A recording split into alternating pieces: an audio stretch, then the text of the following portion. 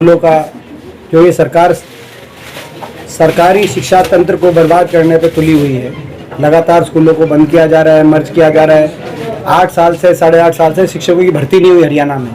जिस हरियाणा प्रदेश में 10 साल की कांग्रेस सरकार में 1 लाख शिक्षक भर्ती हुए थे, आज उस हरियाणा में 8 साल से एक भी शिक्षक भर्ती नहीं हुआ, बल्कि निकाले गए। पीटीआई निकाल दिया, आपने देखा पीटीआई को 2000 हमारे शिक्षकों को निकालने का काम हुआ। तो ऐसे में आज स्कूली छात्र छात्राओं को भी धरनों पे बैठने पे विवश होना पड़ा है। इससे दुर्भाग्य की बात नहीं हो सकती। ये भी एक रिकॉर्ड इस सरकार के नाम लिखा जाएगा। इस सरकार में कोई वर्ग नहीं बचा जो सड़कों पे ना आया हो। किसान ने 1 साल तक अपना आंदोलन करना पड़ा, 750 किसानों की जान कुर्बान हो गई। उसके बाद उस आंदोलन के आगे सरकार को झुकना पड़ा। कर्मचारी अपनी पे स्केल के लिए, अपने विभिन्न मुद्दों के लिए लगातार आंदोलन करके सड़क पर उतर रहे हैं। महिलाएं, आशा वर्कर, आंगनवाड़ी लगातार सड़कों पर उतर के आंदोलन कर रही है, जिनके ऊपर लाठीचार्ज, आंसू गैस और पानी की बौछारों का सामना जिनको करना पड़ रहा है। यहाँ तक कि नौजवान लगातार एक के बाद एक एसएससी के और एचपीएससी के ऐसे घोटाले सामने आते हैं, उनको वहाँ पे धरने देने पड़ते हैं। लगातार अग्निपथ की ऐसी योजनाएं आती हैं जिसमें हरियाणा जहाँ 5000 पक्की भर्ती होती थी फौज की, आज वहाँ केवल 250 अग्निवीर की भर्ती हो रही है। तो नौजवानों को सड़क पे आना पड़ा, मगर नौजवानों तक ही सीमित, किसान से नौजवान के व्यापारी से कर्मचारी तक तो सड़क पे आना ही पड़ा था। आज बच्चों को भी सड़क पे आना पड़ा है। कोई वर्ग छूता नहीं। प्रेस वाले कैसे बच रहे हैं हमें पता नहीं, लेकिन मैं आपको भी कहना चाहता हूँ, आप लोग भी जो है सरकार से पूरा मैं आपको चौकन्ना करना चाहता हूँ, क्योंकि कब खिलाड़ियों तक को सड़क पे ले आई है सरकार, तो प्रेस वालों को भी लाने में ये पीछे नहीं हटेगी। तो इसीलिए आप लोगों के साथ हैं हम, मगर आप चिंता मत करना। आप जब सड़क पे कभी नई सरकार लाएगी तो हम आपके साथ कंधे से कंधा मिला के लड़ेंगे। लेकिन आज का हमारा मुद्दा यही मुद्दा था कि जो स्कूलों की जो बात है, 4 स्कूलों का हमने जो 4 स्कूलों में आप गए, कल भी हम मुंडाल में थे, स्कूल में ही गए थे।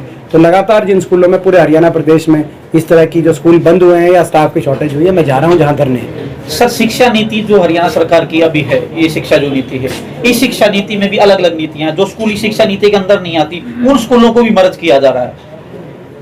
ये ठीक बात है, जिसका सबसे बड़ा उदाहरण ढाणी मोहम्मदपुर है। ढाणी मोहम्मदपुर वो तो नीति में भी मर्ज नहीं हो सकता था। जो नीति के हम विरोध में, वैसे मैं पहली बात तो ये कह दूं, ये नीति गलत है। इससे स्कूल बंद हो रहे। चिराग योजना और रैशनलाइजेशन दोनों नीतियों की एक इनकी मंशा है कि निजी हाथों में, जो प्राइवेट हाथों में शिक्षा के तंत्र को सौंप दिया जाए। सरकारी शिक्षा तंत्र को धीरे धीरे सरकार के बजट को कम किया जाए, जैसे इन्होंने फौज में किया। आज लड़ाई इस बात की नहीं रहेगी इस देश में, प्रदेश में, कि कुछ नया मांगे। आज पुराना जो था उसको बचाने की लड़ाई है। किसान लड़ रहा था कि जो पुरानी एमएसपी मिल रही थी उसको बचाओ। नौजवान लड़ रहा था कि फौज में जो पुरानी भर्ती थी उसको लागू रखो, 4 साल बिना पेंशन पहले तो आती थी, तो पहले तो रैंक का चक्कर था, 1 रैंक 1 पेंशन, अब तो पेंशन ही नहीं रही।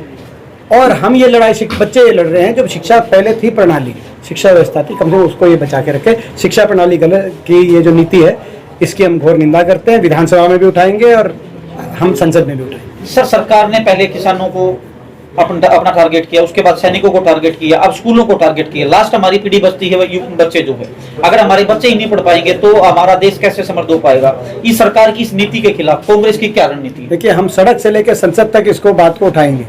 लगातार इन धरनों पे जा रहे हैं। हमारी यूथ कांग्रेस अब तक 100 से ज़्यादा स्कूलों के धरनों पे जाके अपना समर्थन दे चुकी है। जो हमारे प्रदेश अध्यक्ष हैं, स्वयं मैं लगभग 1 दर्जन स्कूलों के में पहुंच चुका हूं। अब तक जितना जा सकेंगे जाएंगे। और जब विधानसभा का सत्र शुरू होगा तो हुड्डा साहब के नेतृत्व में विधानसभा में उठाने का काम होगा। और जब संसद का सत्र शुरू होगा तो मैं सरकार को ये भी चेतावनी देना चाहता हूँ, एक फैक्ट पूरा देश की सबसे बड़ी पंचायत के सामने रख के, वहाँ पटल पे रख के, कितना अन्याय हरियाणा के बच्चों के साथ हो रहा है, गरीब के बच्चों के साथ, किसान के बच्चों के साथ, ग्रामीण क्षेत्र में रहने वाले ग्रामीणों के बच्चों के साथ संसद के पटल पे रखा जाएगा। खट्टर साहब को आईना दिखाने का वहाँ काम किया जाएगा। यहाँ खट्टर साहब ये मत सोचें कि ये जो बेटियां हैं इनकी आवाज़ यहीं तक सीमित रह जाएगी। इनकी बेटियों, हमारी बेटियों की आवाज़ देश की संसद में हम पहुँचाएंगे। वहाँ पे सरकार को शर्मसार करने का काम करेंगे।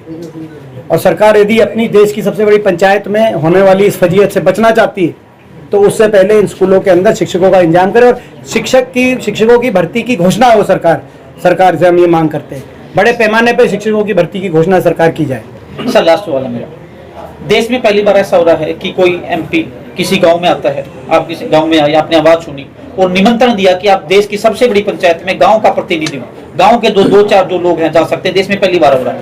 क्या यह अधिकार कोई और भी दे सकता था, आपने दिया? इसमें मैं कोई और पहली बार तो मैं नहीं कह सकता। मैं ये कहना चाहता हूँ कि जो ये हर गांव में मैं पहुँच रहा हूँ और जो हर गांव की छोटी छोटी छात्राएं, कोई 7वीं क्लास की, कोई 8वीं क्लास की, 5वीं, वो जो छोटी सा छात्राएं अपने दुख की बात, अपने दर्द की बात मेरे सामने उठा के वहाँ पे रख रही हैं, उनका व्यक्तव्य देखो, उनमें कॉन्फिडेंस देखो, वो हमारी पीढ़ी पे गर्व होता है हमें। तो जब उनकी बात मैं बैठ के जब सुन रहा था तो मैंने कहा कि जब मैं संसद में यही बात मैं पहुँचाऊँगा तो ये हमारी जो छात्राएँ हैं, जो छात्र हैं, वो भी संसद की दर्शक दीर्घा में बैठकर वो देखें कि संसद में किस रूप से उनके दर्द को मैं पहुँचाने का प्रयास करूँगा। और मैं यही कहूँगा, इनकी जो संसद में बच्चे की जैसे इम्तिहान होता है, इनके इम्तिहान में इनके नंबर लगते हैं, इनसे हमारे जो नंबर लगेंगे बच्चे नंबर देंगे। हम संसद में बात सही से इनकी रखेंगे कि नहीं उठाएंगे। सर बोर्ड की परीक्षा होने में 10वीं क्लास की 29 सितंबर से 29 से परीक्षा कैसे पेपर देंगे सर? देखो 29 सितंबर से मैं आप लोगों की जानकारी में लाना चाहूँगा, आप सारे दिन साथ थे सुबह से, हर स्कूल में ये बताया गया 29 तारीख से इनके पेपर हैं बच्चों के। सिलेबस पूरा नहीं हुआ अभी तक। एक साल अगर खराब हो गया तो इनका भविष्य पे से खिलवाड़ कर रहे हो। तो ये क्या शिक्षा मंत्री कर रहे हैं अपने कंवरपाल जी, उनकी क्या सोच है? खट्टर साहब क्या कर रहे हैं? कि कितनी असंवेदनशील सरकार है। और ये सरकार को मैं आखिरी चेतावनी ये देना चाहता हूँ, किसान आंदोलन में तो हमारी जीविका पे बात आई थी, तब हमने सड़क से संपर्क तक आंदोलन किया, लड़ाई लड़ी। यहाँ तो हमारे बच्चों के पढ़ाई पे बात आ गई है, तो हम कितनी लड़ाई लड़ेंगे, कितनी ज़्यादा लड़ाई लड़ेंगे, उसका अंदाजा सरकार लगाए।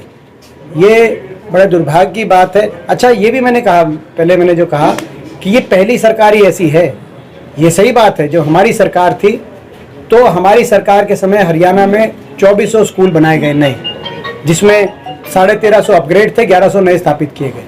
किसान मॉडल स्कूल अलग से, आरोही स्कूल अलग से, कस्तूरबा गांधी विद्यालय अलग से।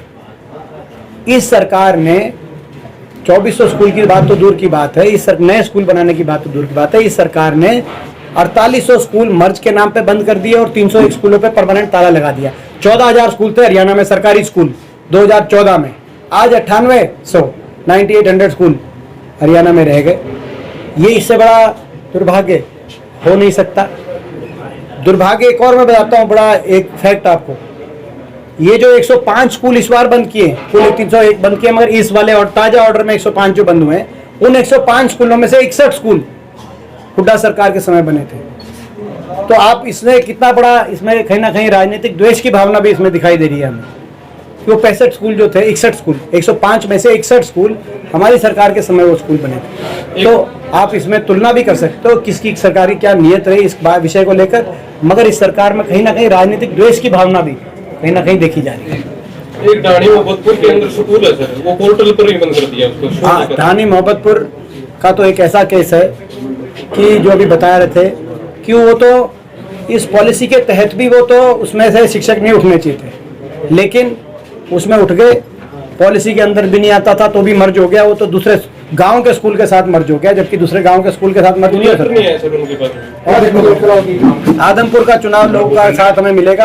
यहाँ राजनीतिक नैतिकता अनैतिकता की लड़ाई होगी। यहाँ कौन पार्टी बदल बदल के नए नए रूप से लोगों के काम नहीं आते, जनता के सुख दुख में नहीं आते, केवल पार्टी बदलते अपने स्वार्थ के लिए। कौन ऐसे लोग हैं, लोग उनको पहचानना पड़ेगा लोगों को, और हम जीतेंगे चुनाव।